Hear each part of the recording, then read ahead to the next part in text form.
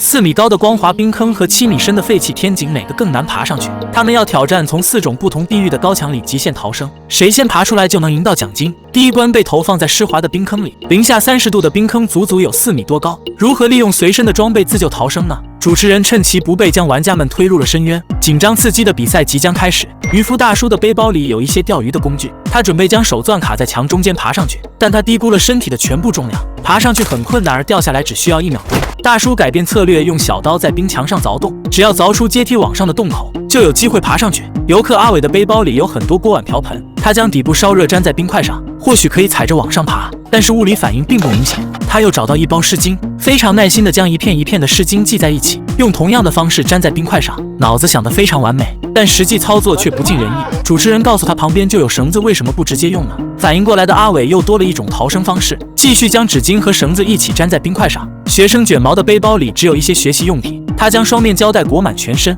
以為可以粘住任何東西，但是濕滑的冰塊牆根本貼不住。捲毛也想到用凿洞的方式爬上去，他雖然沒有小刀，但是手機、充電器、平板也能成為破壞的工具。再看素人喬治這邊，他沒有任何工具，只能選擇徒手逃生。這麼深的冰坑，普通人應該怎麼辦呢？主持人告訴他，身上的一切都有可能成為工具，就看你有沒有膽量嘗試了。如果挑戰失敗，則會受到更難受的惩罰。我們盲猜一下，誰會先逃出來呢？喬治一把扯掉脖子上的圍巾，用唯一的水源打濕一半的圍巾，連接上腰帶，他用力扔向了上方。特殊時期就不要扭扭捏捏了，等待冰塊完全凍住圍巾，或許可以承受人的體重。喬治放心大膽地開始往上爬，光滑的牆壁，濕滑的圍巾，他嘗試了很多遍都爬不上去，只能脫掉褲子繫在下方做支撐。再看漁夫大叔這邊，他鑿好了向上攀爬的洞口，手腳並用開始往上爬，眼看就要爬出冰坑了。他在平台上方又鑿了2個可以抓握的凹槽，使出全力往上爬。大叔踩着洞口快速逃了出去，成为了第一個逃生的人類。剩下的3位玩家還在繼續努力。遊客阿偉利用繩子和濕巾制作了一個簡易的梯子，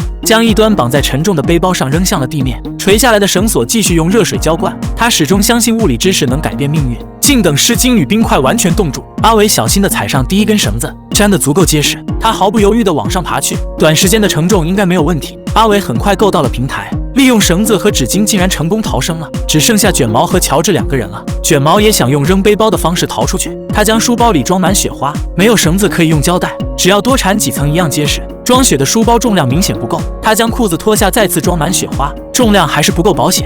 身上的毛衣、秋衣也成為了雪帶，4根膠帶的重量應該夠結實了吧？捲毛搓熱手掌，準備開始往上爬，剛一離開地面，膠帶就扯斷了一根。這麼高的距離，他卻不敢冒險，手指被凍得幾乎麻痹。捲毛此刻開始絕望了。再看喬治那邊，褲子的支撐還遠遠不夠，他又脫掉毛衣繫在圍巾上，踩着2件衣服，好不容易夠到了平台。上方的冰塊竟然抓不到一點支撐，喬治掙扎了半天又掉了下來，還差一點點就成功了。這次他必須破釜沉舟，全力以赴，再不爬上去就要凍成冰塊了。喬治一邊往上爬一邊繫衣服，主持人看他如此賣力也開始着急了。這次他終於鼓起勇氣，奮力爬了出來，憑一己之力徒手爬出了冰坑。捲毛扯掉最後一根稻草，逃出去的希望徹底渺茫了。他又冷又累，非常難受，實在想不到其他方法逃出去了，只能選擇放棄接受懲罰。第2關被投放在7米深的天井裡，誰能在20分鐘的時間內快速逃出去，就能贏到10萬獎金。高牆的4周幾乎沒有支點，想要徒手爬出去簡直難如登天。1號玩家小胖仔細觀察周圍的環境，這個高度對他來說幾乎沒有機會，但他找到一根可移動的鋼管和一節電線，有早沒早總要試一下吧。小胖將電線扔向上方的水管，就算掛住了又如何？肯定拉不動250斤的身體。他轉念一想，既然爬不上去，那就往下面走。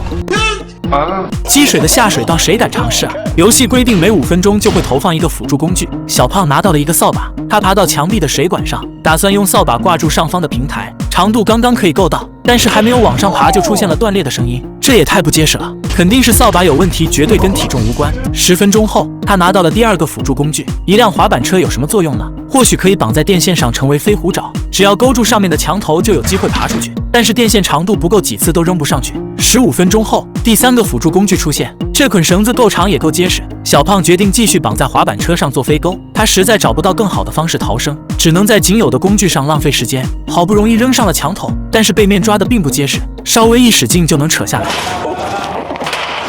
小胖嚇得差點原地去世。這時20分鐘時間已到，他沒有挑戰成功。2號玩家喬治面對高牆同樣束手無策，他也準備用電線勾住水管往上爬，但是光滑的壁面無論怎麼扔都掛不住。倔強的喬治扔到手麻，扔到絕望。這時節目組投放第一個輔助工具，他這次要用掃把掛在上面的防護刺欄上，用力拉幾下，並不確定牢不牢固。算了，還是不要冒險了。10分鐘後，節目組扔下來一輛滑板車，唯一的用途就是和電線結合。喬治撐在角落裡往牆頭上面扔，看來電線是真的不夠長，於是將雙線改成單線，重新綁住滑板車。這次應該能扔上去了吧？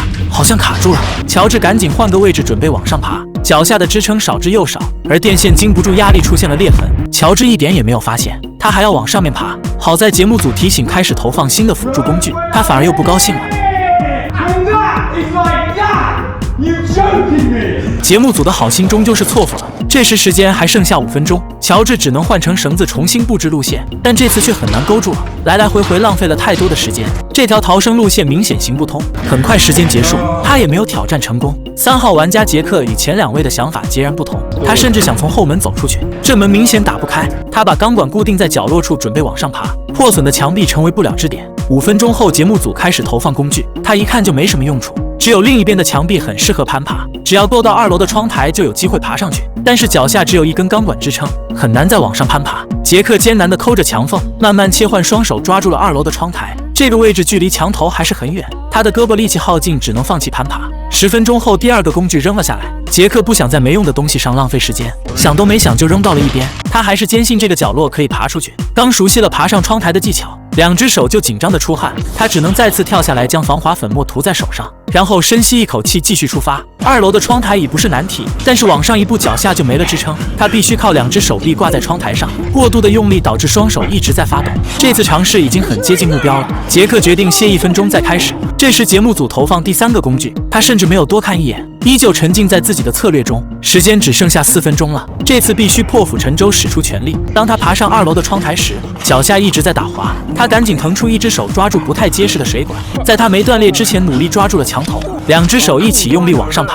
傑克終於離開了深坑，用時18分鐘42秒。這個成績能不能拿到獎金呢？4號玩家小黑也嘗試用水管攀爬，但是7米的高牆還遠遠夠不着，而節目組提供的工具也幾乎沒用。他一直思考了15分鐘，決定用傑克的逃生路線試一下，連續跳了3次才夠到了牆縫，但是他的體重較輕，手臂夠長，攀爬起來比傑克容易很多，只用了2分鐘就夠到了牆頭。有了支撐，小黑很快就爬了上去，他也挑戰成功了，用时17分鐘41秒。小黑的成績比傑克快了1分鐘。5號玩家阿偉準備也從這面牆壁逃生，他把鋼管的位置往上挪了挪，利用門上的鐵釘開始往上爬，而牆上的電線非常脆弱，他小心翼翼地扯着往前面移動。當他好不容易爬上窗台時，幾乎耗盡了全身的力氣，懸在半空的雙腳一直在打滑，而距離牆頭還有50厘米，上也上不去，下也下不來。阿偉只能借力破舊的水管堵一把。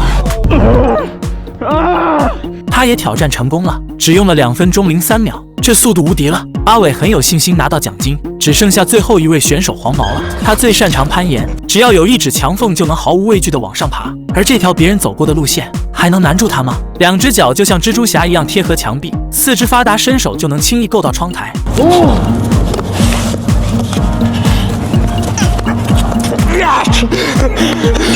黃毛只用了1分鐘53秒就逃出了深坑，他用时最短也最快。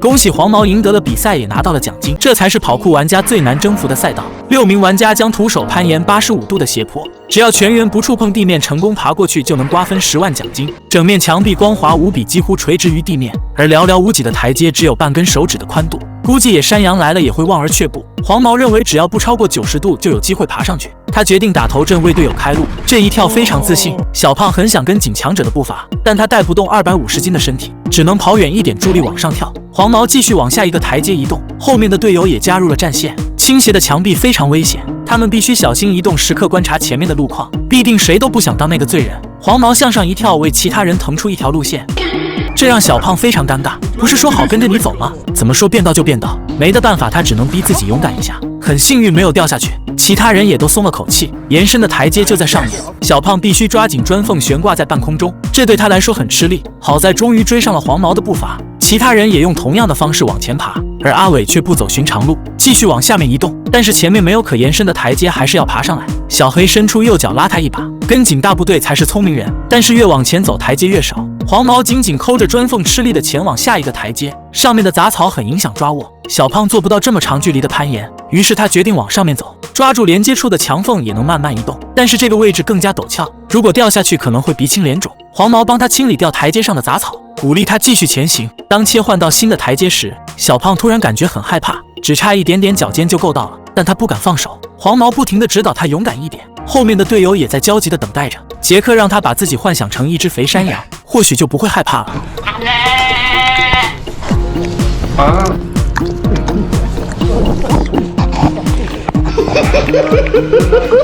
小胖終於克服心理恐懼，小心地踩到了台階。這麼危險的斜坡，隨時有可能滑下去。如果沒有強大的臂力支撐，根本寸步難行。小胖還沒來得及喘氣，又遇到了更大的難題。這個將近3米的跳躍如何完成呢？黃毛也跳得膽戰心驚。小胖垂下身體拉短距離，才發現小短腿距離台階還是很遠。他不敢賭運氣，只好又爬了上去。後面的隊友為他鼓勵加油，小胖只能硬着頭皮再試一次。黃毛在下面準備接應他，在經過了短暫的思想鬥爭後，小胖害怕的又爬了回去。後面的阿偉已經等不及了，他看出了小胖的難處，準備借一條腿給他加長。小胖慚愧的無地自容，隊友們從不嫌棄笨拙的自己，反而處處維護幫助他。這一次不能再拖團隊的後腿了，他鼓起勇氣再次嘗試。黃毛和小黑在下面拖住他，阿偉伸出右腳助他一臂之力。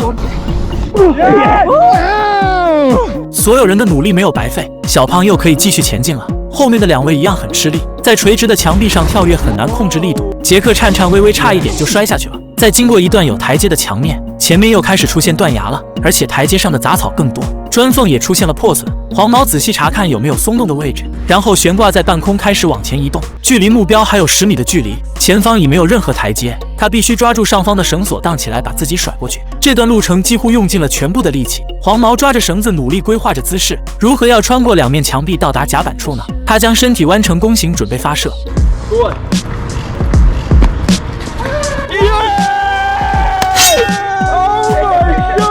黃毛利用大擺繩成功到達終點，這也為隊友樹立了榜樣。而小胖依然不敢前進，他讓隊友趁熱打鐵，一躍過去。阿偉沿着黃毛走過的路線攀爬，這麼長的距離非常危險，他咬緊牙關一直撐到了繩索處，儘管累得氣喘吁吁，也不能停留太久。他踩着牆壁快速盪了起來。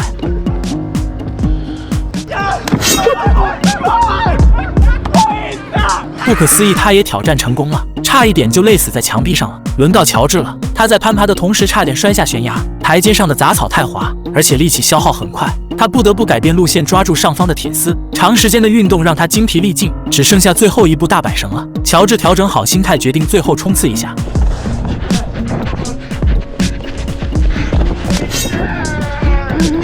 他也跑了過去，2隻手幾乎累到麻痹。輪到傑克了，他選擇站上台階，扶着鐵絲穿過這段費力的牆壁。既然隊友們能挑戰成功，傑克認為他也一樣能做到。滿懷期待地鬆開左手，2隻腳好像傻了一樣，沒有及時做出回應，也可能是眼睛淨土了，沒有看清路線。傑克挑戰失敗了。小黑也用同樣的方式抓住了繩索，他瘦小的身體靈活很多。Go on, go on, run, run, run, run, push, push. Yes. Yes. 雖然盪的腦袋有點懵，好在2隻腳指揮着平穩落地了，只剩下小胖一人了。他好像沒有理由再等了。雖然挑戰失敗了，但他也想證明一下自己。Yeah. 可能是太過緊張，小胖一開始就失去了機會，腦袋反應很快，但是身體卻來不及回應，他就被甩進了水裡。小胖終究是失敗了，他的表現更像是我們普通人，面對高難度的動作幾乎不可能完成，而黃毛他們卻天賦異稟。接下來他要一人挑戰飞檐走壁，用最快的速度征服85度的斜坡。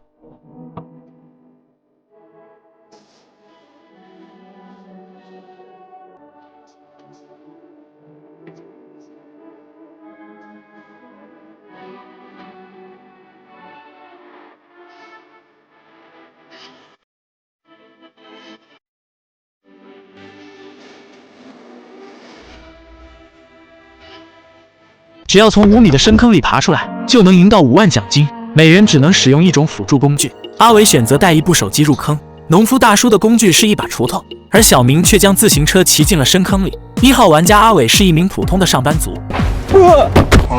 入坑的姿勢很帥氣，差一點就去見太奶了。他仔細觀察四周的環境，牆壁不但濕滑，而且比想象中更高，使勁跳起來也夠不到上面。他在角落處爬來爬去，1.5米的小短腿幾乎使出了全力，還是夠不到地面。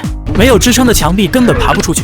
阿偉試圖用大喊的方式向路人求救，沒曾想方圓幾公里連隻螞蟻也沒有。他冷靜思考逃出去的方式，終於想到了口袋裡的手機，於是果斷拆掉塑料手機殼。還好手機殼的材質比較堅硬，他開始在牆壁上挖洞，只要在牆壁上挖出向上的階梯，就能登上去離開深坑。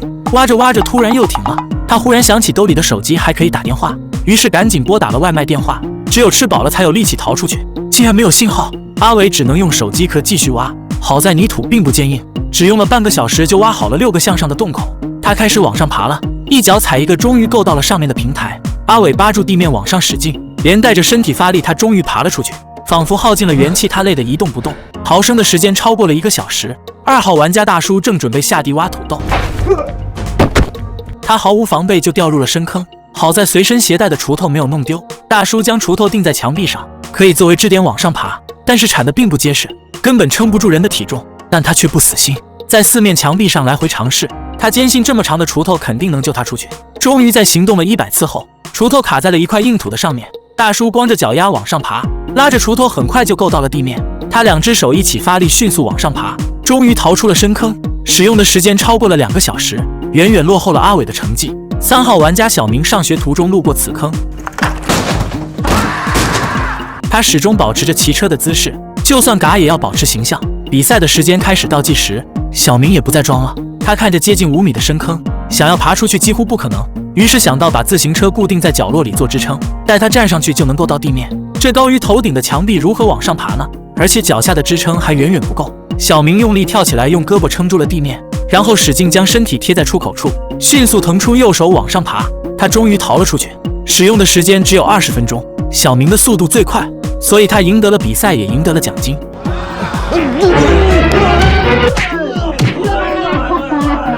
那麼問題來了，如果是你會選擇用什麼工具逃出來呢？